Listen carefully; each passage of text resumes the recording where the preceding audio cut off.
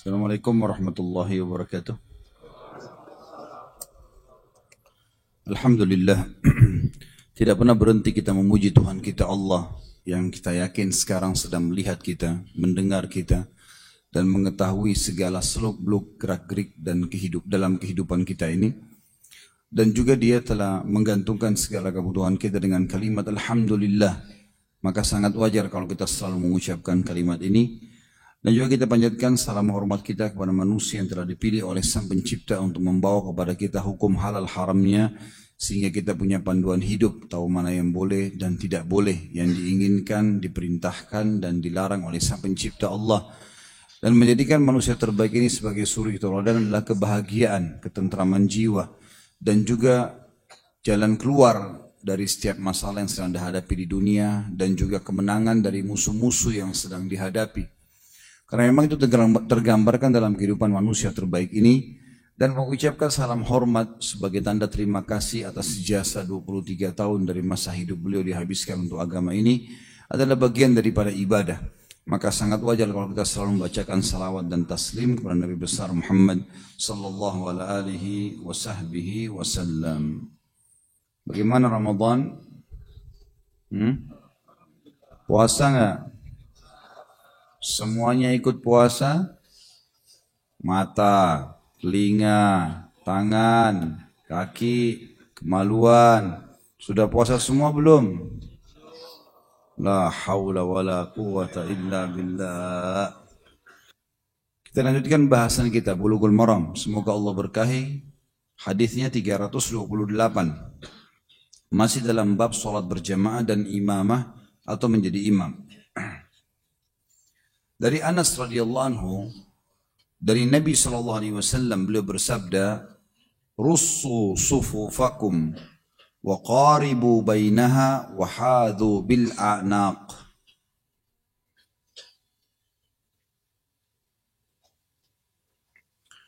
Rapatkanlah saf-saf kalian, dekatkanlah jarak antara saf-saf tersebut, dan sejajarkanlah pundak-pundak kalian. Hadis ini riwayat Abu Daud dan Nasai serta disahihkan oleh Ibnu Hibban. Sebagaimana Ibnu Hibban, ini juga diriwayatkan Abu Daud nomor 179, An-Nasai nomor 92, Ibnu Hibban di nomor 539 dan 259. Hadis ini memberikan pelajaran kepada kita tentang pentingnya pengaturan saf. Dan ini hukumnya wajib, bukan pilihan bagi setiap muslim dan muslimah untuk merapatkan safnya. Dan makna rapat di sini dijelaskan di dalam riwayat-riwayat yang lain. Sebagian sahabat mengatakan dalam riwayat yang sahih, kami kalau sudah diiqamahkan solat di zaman Nabi sallallahu alaihi wasallam, maka kami mempertemukan tumit-tumit kami, sehingga membuat kedua betis kami rapat dan membuat pundak kami rapat. Tentu di dalam riwayat yang sahih yang lain juga Rasulullah SAW mengatakan, luruskan, rapatkan saf kalian, karena sesungguhnya aku melihat syaitan yang masuk di antara saf kalian seperti menyelinapnya anak domba di kalangan domba-domba.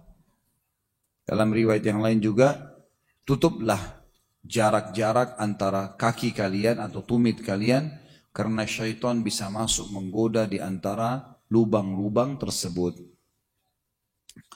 Pelajaran pertama dari hadis ini adalah wajibnya seorang muslim dan muslimah yang sholat berjamaah merapatkan saf. Dan tolak ukurnya adalah tumit seseorang. Ya, berarti ujung bagian belakang kaki. Kalau kita jadikan tolak ukur tumit kita, dan kalau saf pertama misalnya teman-teman sebentar pada saat sholat asar insya Allah, kita lihat kalau teman-teman di saf kedua melihat saf pertama, kalau mereka di saf pertama ini tumitnya yang jadi tolak ukur, semuanya sejajar dan bukan ujung jari-jari telapak kaki depan, artinya telapak kaki belakang yang jadi tolak ukur, maka kita akan lihat saf itu rapi sekali. Tapi kalau tolak ukurnya adalah ujung jari-jari, maka secara otomatis ada orang telapak kakinya besar dan kecil. Kalau ini dijadikan tolak ukur, berarti di bagian belakang kaki itu akan ada yang maju dan mundur, dan ini membuat tidak rapi. Makanya biasa kalau saya jadi imam, saya selalu bahasakan, jadikan tumit sebagai tolok ukur. Tumitnya yang jajar dan yang rapi. Jadi kalau tumit sejajar, walaupun yang sebelah kiri misalnya telapak kakinya lebih besar dan lebih, nggak ada masalah. Tapi tumitnya sejajar semua. Jadi tolok ukur adalah tumit seseorang.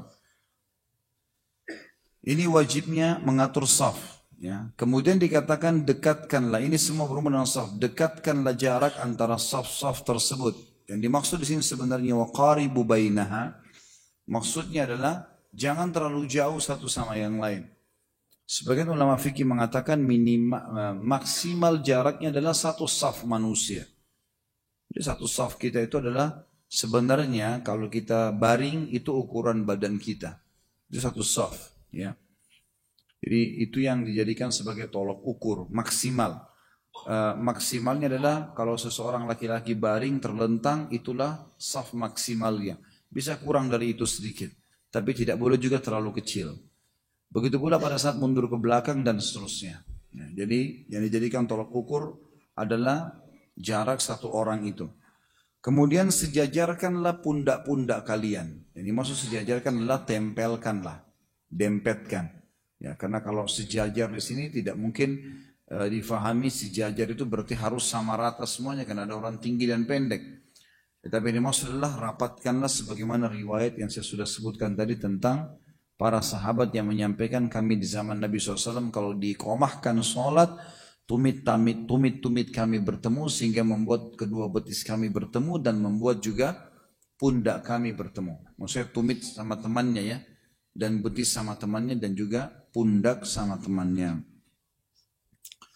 Hadis selanjutnya adalah 329 dari Abu Hurairah radhiyallahu anhu, beliau berkata Rasulullah SAW bersabda, khairu sufufir rijali awwaluha wa syarruha akhiruha wa khairu sufufin nisa'i akhiruha wa syarruha awwaluha. Hadis ini riwayat Imam Muslim. Imam Muslim meriwayatkan di nomor 326. Artinya sebaik-baik saf laki-laki adalah yang pertama dan sejelek-jelek saf laki-laki adalah yang paling akhir. Serta sebaik-baik saf wanita adalah yang terakhir dan sejelek-jelek saf wanita adalah yang pertama. Hadis ini teman-teman sekalian punya sababul wurud, sebab disebutkannya hadis ini. Sebagaimana juga ayat Al-Quran memiliki sababun nuzul. Ya. Tentu tidak semua ayat Al-Quran punya sababun nuzul, tapi kalau ada sebab turunnya kita harus pelajari. Karena kita akan paham ternyata ayat ini turun maksudnya menegur si fulan atau meluruskan kesalahan si fulan atau mendukung si fulan, gitu kan? Jadi kita jadi tahu. Begitu pula dengan hadis baginda Nabi SAW.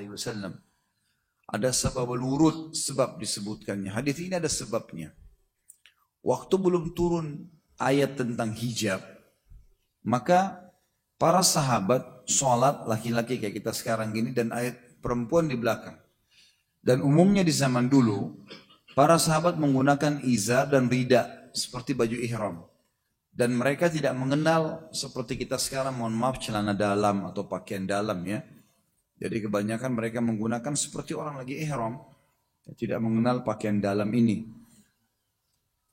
Maka laki-laki yang berada di saf terakhir itu berdekatan sekali dengan saf pertamanya wanita.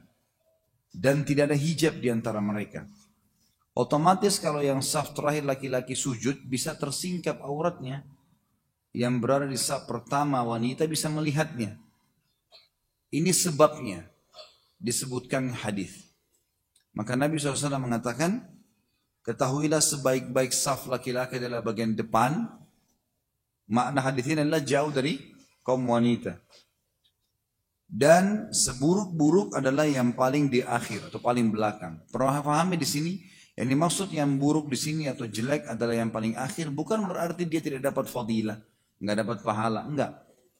Kalau penyebab tadi tersingkapnya aurat seorang muslim laki-laki, ya, ditutup dengan hijab kayak masjid kita ini misalnya, maka bukan berarti dia jadi buruk, enggak. Karena keburukannya tadi disebabkan karena bisa saja terlihat oleh para wanita, gitu kan? Ini juga terjadi kalau zaman sekarang masih ada yang terjadi. Seperti kasus orang pakai sarung misalnya, di saf laki-laki, kemudian dia berada di belakang sekali, lalu di masjid itu tidak ada hijab dengan saf perempuan.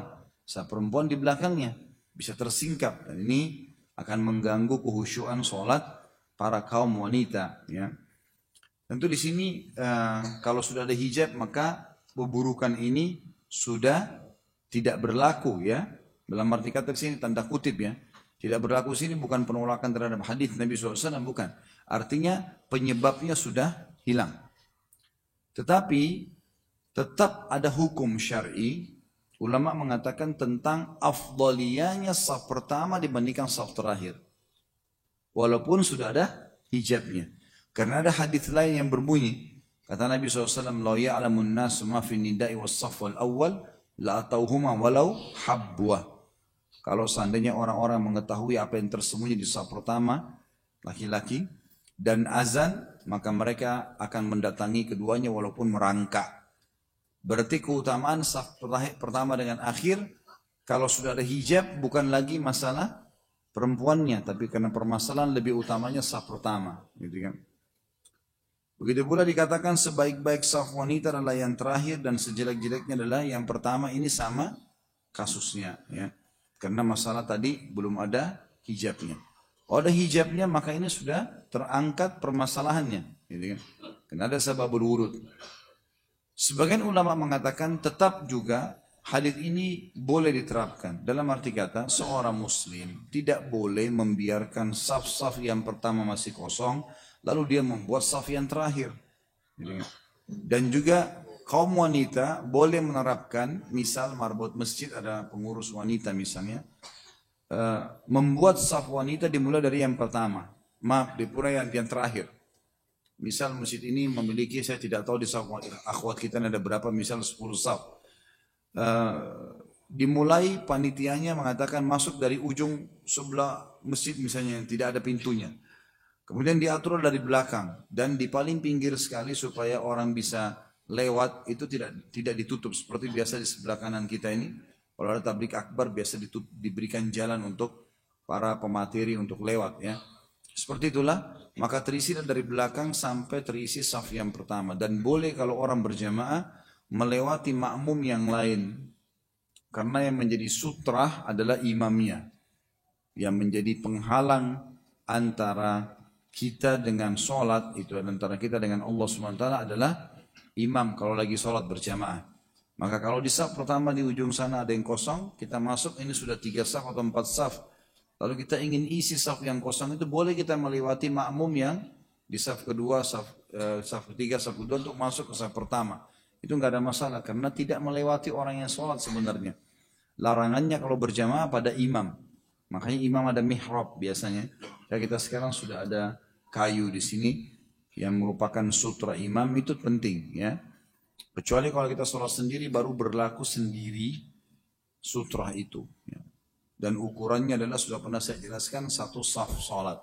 Kalau sudah lewat dari saf sholat itu tempat sujud kita, maka tidak ada masalah. Yang penting jangan dia potong antara kita dengan tempat sujudnya.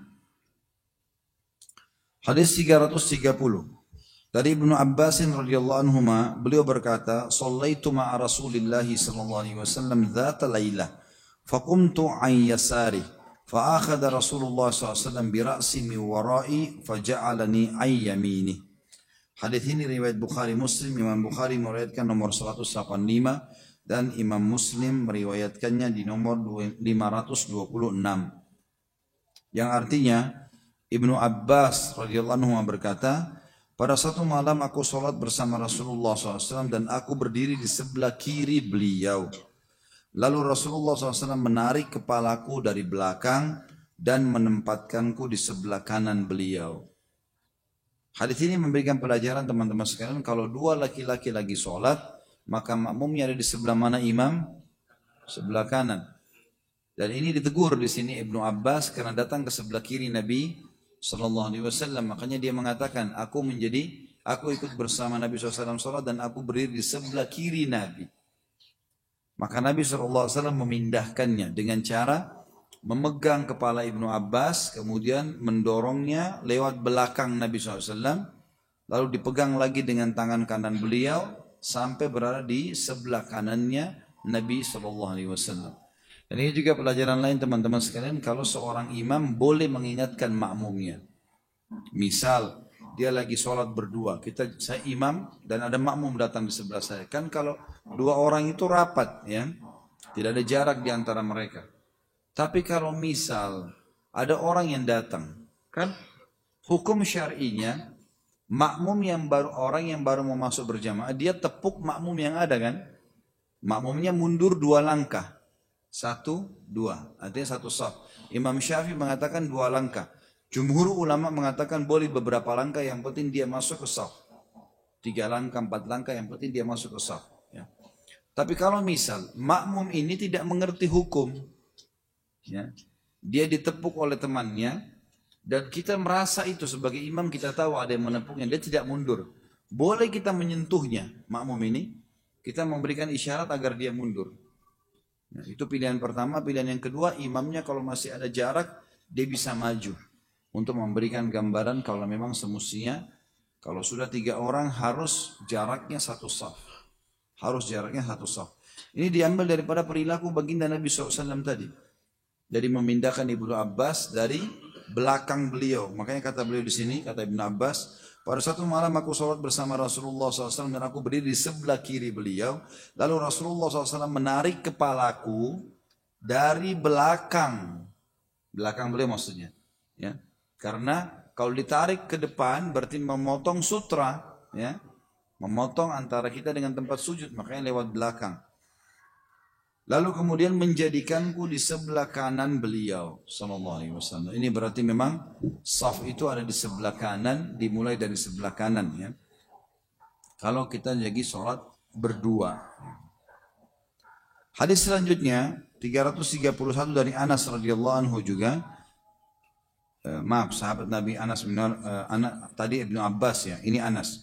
Dari Anas radhiyallahu anhu beliau berkata, "Shalla Rasulullah sallallahu alaihi wasallam faqumtu wa yatimun khalfah wa ummu Sulaim khalfana." Rasulullah SAW sholat, lalu aku dan seorang anak yatim berdiri sholat di belakang beliau dan Ummu Sulaim berada di belakang kami. Hadis riwayat Bukhari Muslim, dan lafadznya Imam Bukhari. Hadis ini diriwayatkan Imam Bukhari nomor 185, Imam Muslim nomor 457. Ummu Sulaim yang dimaksud sini adalah ibunya Anas. Ibunya Anas, ya, yang memang terkenal dengan kesolehannya. Ummu Sulaim masyhur dengan kesolehannya, ya. Dan ini sudah pernah kita jelaskan pada saat memaparkan fadilah atau kisah tentang Anas bin Malik radhiyallahu anhu, ya. Ummu Sulaim ini diberikan julukan Ummu Sulaim atau nama lainnya adalah Rumaisa atau Gumaisa, ya. Hadis ini menjelaskan bahwasanya pengaturan saf, kalau seseorang laki-laki diikuti oleh anak-anak ataupun sudah dewasa dan ada kaum wanita, maka berarti tetap pengaturannya sebelah kanan laki-laki dan wanita berada di belakang saf kaum makmum laki-laki. Sebagaimana sudah dijelaskan di sini. Hadis 332 dari Abu Bakar radhiyallahu anhu, annahu intaha ila Nabi sallallahu alaihi wasallam wa huwa raki', faraka qabla an yasila ila as-saf. Faqala lahu Nabi sallallahu alaihi wasallam, zadakallahu hirsan wa la ta'ud. Hadis ini riwayat Bukhari. Imam Bukhari meriwayatkan nomor 199. Bahwasanya Abu Bakar, ya, dia mendapati Nabi SAW sedang ruku. Imam lain lagi ruku. Maka dia ruku sebelum sampai ke dalam saf. Jadi karena buru-buru, masih depan pintu masjid jalan, karena takut ketinggalan rakaat, dia ruku. Gitu. Lalu Nabi SAW bersabda kepadanya, semoga Allah menambahkan semangatmu, namun jangan diulangi lagi. Dalam riwayat Abu Dawud ditambahkan, faraqa'a duna as-saffi thumma masya ila as-saff. Lalu dia ruku sebelum sampai saf, kemudian dia berjalan masuk ke dalam saf. Hadis ini sahih riwayat Abu Dawud nomor 182. Hadis ini sebagaimana pernah saya jelaskan, kalau pernah terjadi oleh Abu Bakar dan ada riwayat lain Umar bin Khattab radhiyallahu anhu majma'in, mereka datang ke masjid kemudian menemukan Rasulullah SAW sedang ruku, Karena kita sudah tahu, kalau dapat imam ruku, kita sempat takbir dan ruku bersamanya berarti kita dapat 1 rakaat. Karena nggak mau kehilangan rakaat itu, maka Abu Bakar lalu ruku masih baru masuk masjid. Riwayat Abu Daud lebih menekankan masalah itu, lalu dia sambil ruku berjalan masuk ke saf. Berjalan masuk ke saf. Pada saat masuk ke saf, gitu kan, ikut sholat lah. Selesai sholat, ada yang melaporkan, ya Rasulullah, seperti ini kejadiannya. Ya. Rupanya orang yang di sebelahnya Abu Bakar ini tahu kalau Abu Bakar ini tadi lagi ruku tapi jalan gitu kan. Maka Rasulullah SAW mengatakan, semoga Allah menambah semangatmu tapi jangan kamu ulangi. Apa makna kalimat ini? Ada khilaf antara ulama, ada 2 pendapat. Yang pertama mengatakan ini hanya dikhususkan untuk Abu Bakar.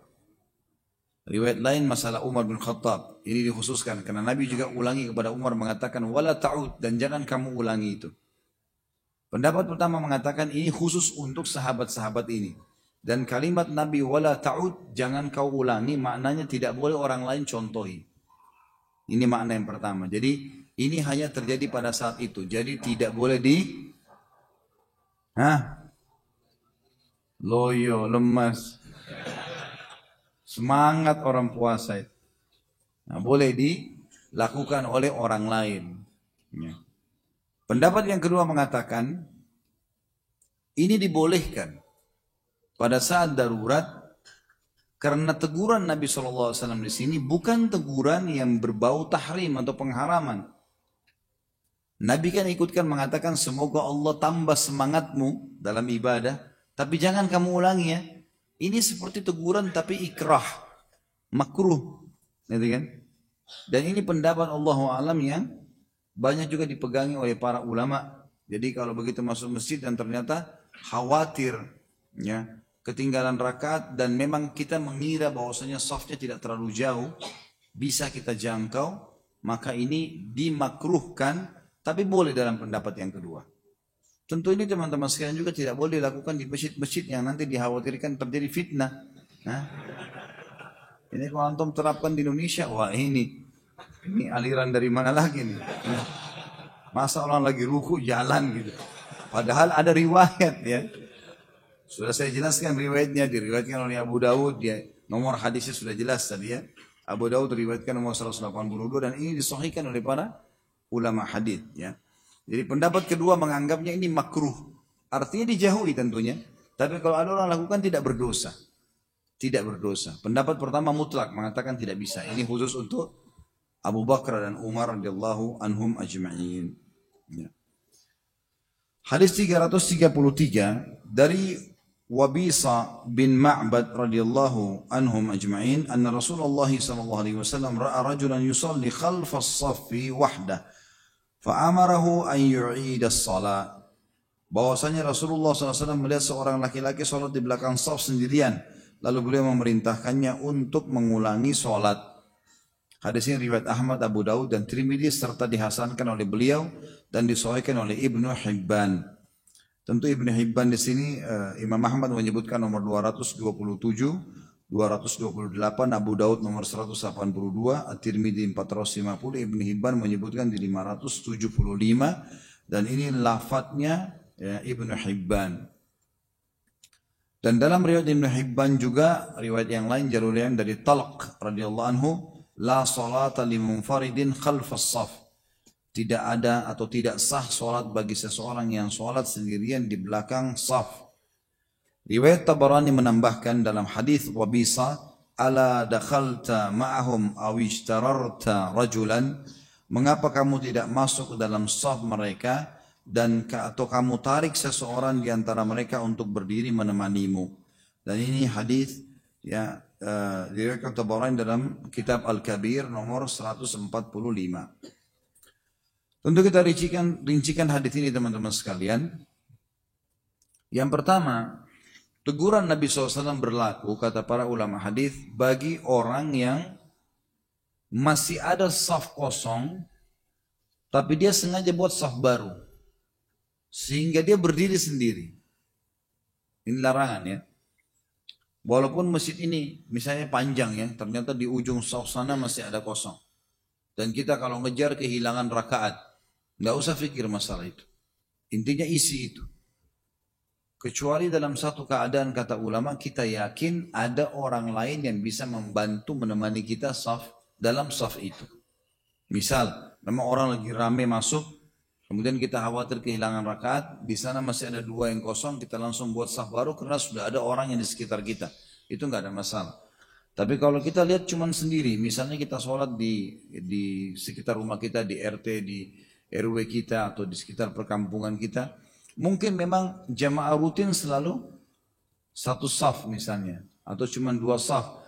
Kemudian ada tempat kosong di sana. Kalau kita datang sendiri, kita buat saf yang ketiga, maka dipastikan tidak akan ada orang yang sholat di sebelah kita. Ini di saat ini tidak boleh.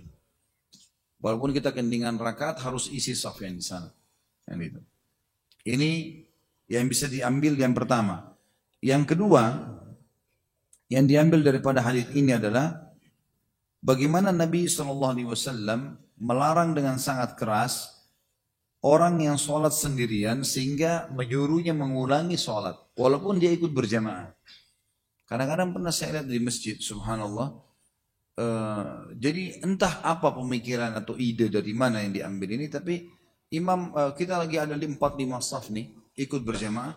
Dia sendiri di ujung sana. Padahal dia ikut berjamaah sama imam. Terbukti pada saat imam salam, dia berdiri untuk melanjutkan rakaatnya.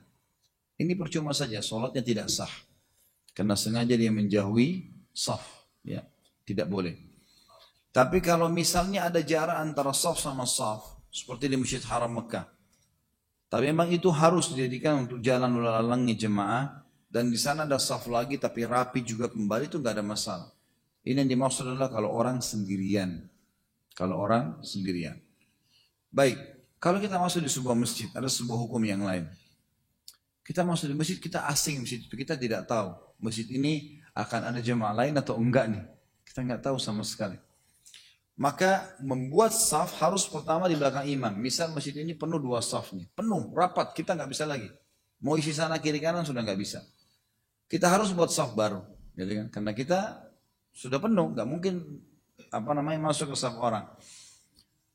Kalau kita yakin akan ada orang, misalnya tadi kita lewat di masjid ada suara orang wudhu segala macam, yakin akan ada jemaah lain, kita berdiri saf sendiri nggak masalah. Nanti mereka datang akan menyambung saf di sebelah kita.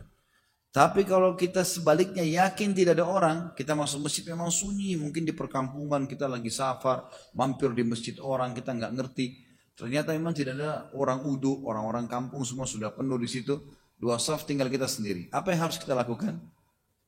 Menepuk pundak seorang makmum yang ada di saf kedua tadi untuk mundur bersama kita. Dan makmumnya harus paham ini. Dia harus paham. Makanya kita bahas hari ini.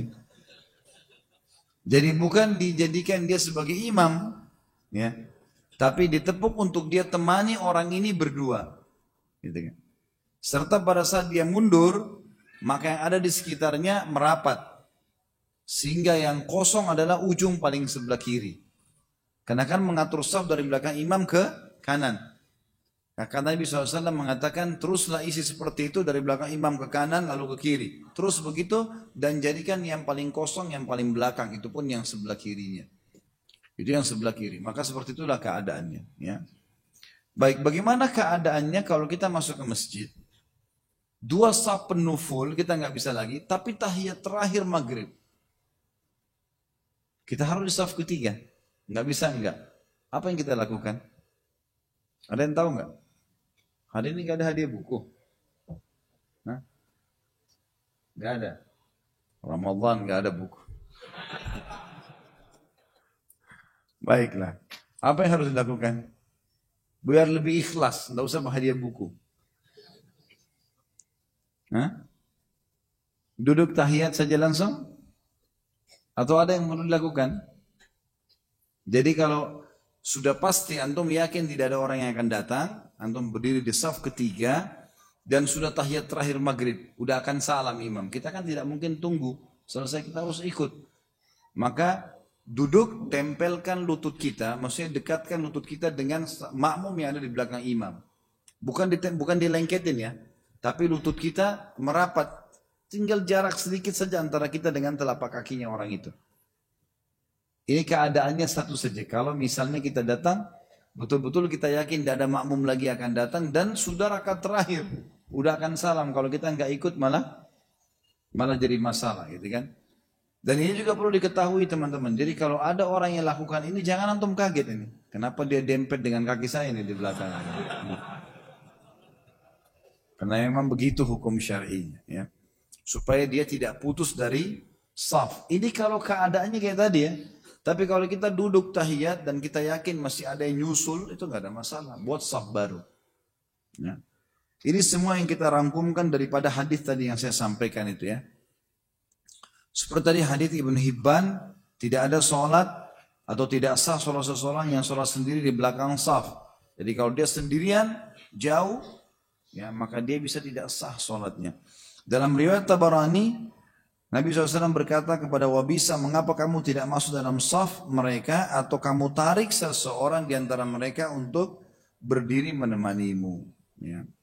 Tentu hadis ini dilemahkan oleh para ulama yang terakhir riwayat Tabarani, tapi dia menguat, dia sejalan dengan hadis sahih yang sebelumnya. Dan saya pernah jelaskan teman-teman sekalian, kalau hadis itu lemah dan dia bukan lemah sekali, dalam arti kata tidak bentrok sama yang sahih atau hasan, maka dia malah dia sejalan, maka dia dijadikan untuk saksi, penguat ya, dalam masalah ini. Selanjutnya hadis 334 dari Abu Hurairah radhiyallahu anhu dari Nabi sallallahu alaihi wasallam, beliau bersabda, "Idza sami'tumul iqamata famshu ila shalah wa 'alaikumus sakinatu wal waqar wa la tusri'u fama adraktum fasallu wa ma fatakum fa'atimmu." Hadis riwayat Bukhari nomor 164 dan Imam Muslim 420 dan 421. Perhatikan yang suka lari-lari. Kalau imam sudah mau ruku ya, dari depan pintu, apa kata Nabi SAW? Apabila kalian telah mendengar iqamah, maka berjalanlah, bukan berlarilah ya. Berjalanlah menuju sholat dengan penuh ketenangan dan ketundukan. Tetap santai, jangan sampai ngos-ngosan ya. Janganlah kalian tergesa-gesa, maka apa yang kalian dapatkan sempat kejar rakaat, sholatlah. Dan apa yang terlewatkan dari kalian, sempurnakanlah.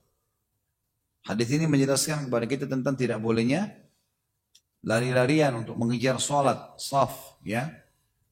Tapi boleh kita dengan sangat tenang untuk melakukannya. Dan ini sudah jelas ya, tidak boleh sama sekali orang berlari-lari. Karena kadang-kadang orang kalau iqamah lalu lari-larian, dorong-dorongan, kadang-kadang gitu kan, buru-buru sendalnya terlempar sana sini. Yang ketawa tahu diri ya. Pernah saya lihat orang begitu, karena buru-buru sendalnya sudah nggak tahu, pokoknya terlempar kemana, intinya dia kejar sholat. Masuk dalam masjid juga ketinggalan. Imamnya sudah berdiri, sami Allah liman hamid. Jadi ini hikmah, karena memang kita dianjurkan masuk dalam sholat supaya orang tidak tergesa-gesa, ya tidak ngos-ngosan ya, kalau bahasa kita bacanya juga bisa lebih tenang gitu. Karena kadang-kadang kalau kita lagi ngos-ngosan susah kita mengatur bacaan ya, mengikuti konsentrasi, mengikuti ayat, terganggu semuanya. Tentu kalau tidak mau terlambat datang lebih awal ya, itu kata kuncinya. 335 dari Ubay bin Ka'ab radhiyallahu anhu, beliau berkata Rasulullah SAW bersabda, "Salatul rajuli ma'ar rajuli azka min salatihi wahda wa salatuhu ma'ar rajulaini azka min salati ma'ar rajul wa ma kana akthara fa huwa ahabbu ila Allah azza wa jal." Hadis ini riwayat Abu Dawud, Nasai dan disahihkan oleh Ibn Hibban. Tentu di sini disebutkan Abu Dawud nomor 151, An-Nasai nomor 104, Ibn Hibban nomor 405. Terjemahannya, sholatnya seseorang bersama satu orang lain adalah lebih baik daripada sholatnya sendiri. Maksudnya berjamaah walaupun cuma berdua, lebih baik daripada sholat satu orang. Dan sholatnya bersama dua orang adalah lebih baik daripada sholatnya bersama satu orang. Dan semakin banyak jumlahnya, maka semakin disukai oleh Allah yang maha tinggi dan maha mulia. Hadis ini menjelaskan kepada kita tentang fadilah shaf yang banyak. Jadi kalau misalnya kita sholat di masjid A, cuma satu shaf. Di masjid B bisa 7 saf. Mana lebih afdal? Ke masjid B. Lebih afdal kita sholat di sana. Kecuali bertemu antara masjid A kita dapat saf pertama, masjid B kita dapat saf ke-7. Maka kita dahulukan masjid A. Tapi kalau dari sisi jumlah, di sini kita bisa dapat rakaat saf ketiga, di sini saf ketiga, atau saf keempat. Pokoknya selain saf pertama, maka tetap kita pilih yang safnya banyak. Ini menandakan memang lebih banyak jemaah, maka lebih baik, lebih dicintai oleh Allah subhanahu wa ta'ala. 336 dari Ummu Waraqah radhiyallahu anha, anna Nabiy sallallahu alaihi wasallam amaraha an ta'umma ahla dariha. Riwayat Abu Daud dan disahihkan oleh Ibnu Khuzaimah. Bahwasanya Nabi sallallahu alaihi wasallam memerintahkannya, maksudnya adalah Ummu Waraqah radhiyallahu anha untuk mengimami penghuni rumahnya.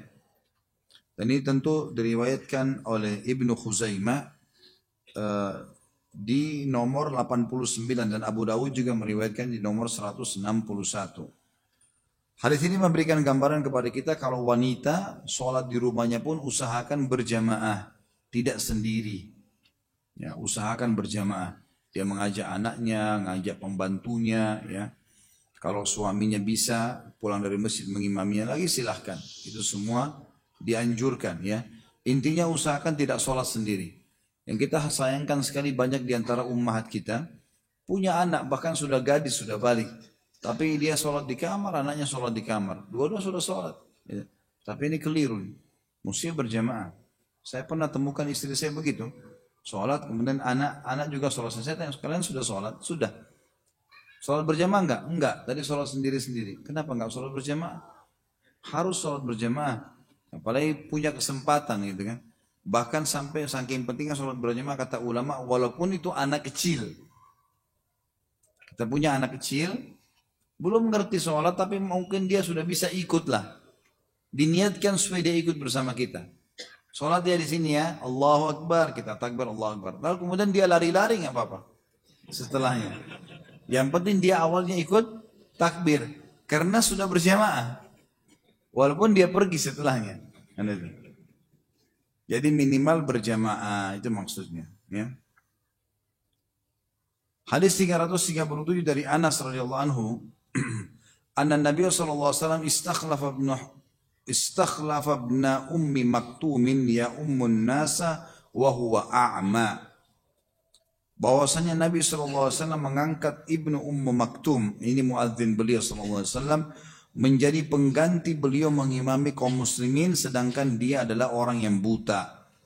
Hadis ini diriwayatkan Ahmad, Abu Daud, dan hadis ini juga diriwayatkan oleh Ibnu Hibban dari Aisyah radhiyallahu anha. Hadis ini diriwayatkan Ahmad nomor 192, Abu Daud 162. Hadis ini memberikan pelajaran kepada kita bahwasanya imam boleh buta. Imam boleh dalam kondisi buta. Karena memang Nabi SAW membolehkan, yang penting bacaannya benar dan ada yang memanduhnya untuk menuju ke tempat imam. Ya, karena memang ini tidak ada syarat dalam Islam harus imam itu tidak buta. Yang khilaf di antara ulama tentang masalah pemimpin negara atau panglima perang. Ini yang hampir disepakati jumhur untuk tidak boleh orang yang buta, karena dia butuh pemimpin, dia butuh memimpin perang, memimpin segala macam.